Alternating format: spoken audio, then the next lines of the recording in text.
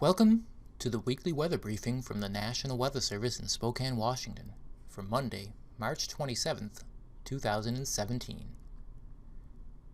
The outlook for this week is for a continued active weather pattern. This starts with lingering shower chances for the rest of today. Then, the most substantial rain chances develop between Tuesday and Wednesday, with precipitation turning showery Thursday. These rains might aggravate flooding issues. Going into next weekend, there are some model differences, but additional shower chances will come around, with the better risk later in the weekend. For the remainder of today, a stretching upper trough will keep an isolated to scattered shower threat alive. The risks will be mainly found this afternoon, then decrease through the evening and overnight. There may be some embedded thunderstorms over southeastern Washington and the lower Idaho Panhandle, but the risk is rather small, generally less than 15%. The system that comes in between Tuesday and Wednesday has a couple waves associated with it. The first wave is relatively weaker, but still brings increasing rain chances, especially toward Tuesday afternoon. The chances will be best in the Cascades, northeastern Washington, and northern Idaho. Some rain is also possible over all but the deeper Columbia Basin. Snow levels will be around 3,000 to 4,000 feet. Moderate snow impacts are possible around some of the Cascade Passes and near Sherman Pass. Some snow is possible around Lookout Pass, but accumulations should be minor. The second portion of the system comes in between late Tuesday night and Wednesday. It is the stronger portion of the system and has a tap into a modest atmospheric river. Precipitation is expected to increase in coverage overnight and become likely throughout the area by Wednesday morning. By afternoon, the threat will start to wane in the lee of the Cascades and deeper Columbia Basin, but the precipitation is expected to remain likely elsewhere before it starts to decrease overnight into Thursday morning, with showers lingering on Thursday.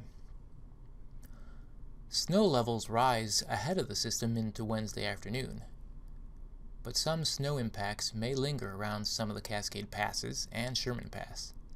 Snow levels drop again a bit Thursday, but snow impacts will be more limited. So here's a look at the precipitation totals for the main system of this week, running between Tuesday and Wednesday night. Amounts average between 1/3 of an inch to 3/4 of an inch, with lesser amounts in the lee of the Cascades and deeper Columbia Basin.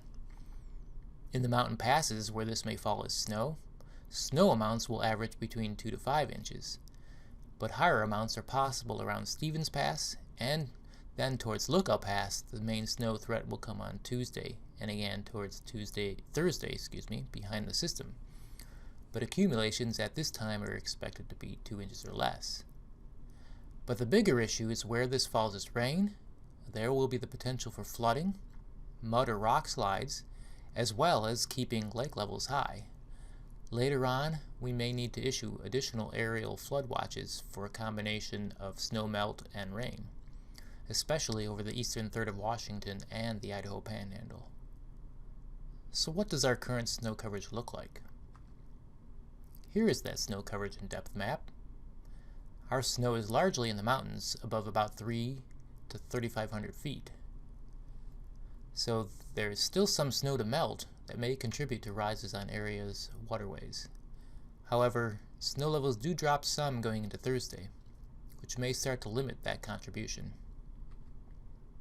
So here is a look at the current flooding issues.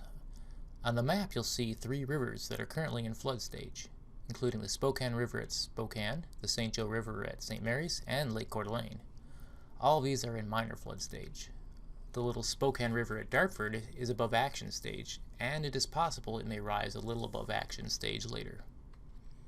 A more specific look at the lakes and rivers of concern.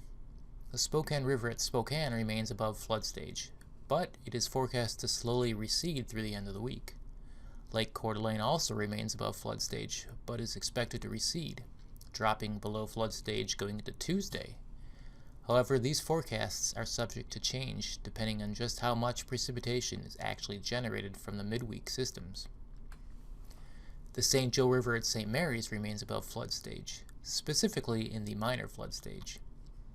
It is expected to remain above flood through early next week, with a minor rise towards Thursday and Friday of this week in response to runoff from the Wednesday system.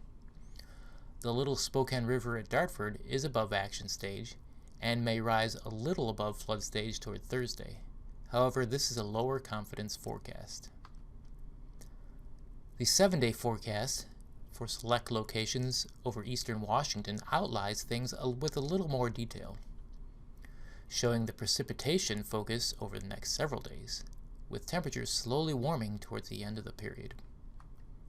The 7-day forecast for North Idaho shows a similar story, with wetter conditions through about Thursday, followed by comparatively drier and milder conditions towards the end of the period.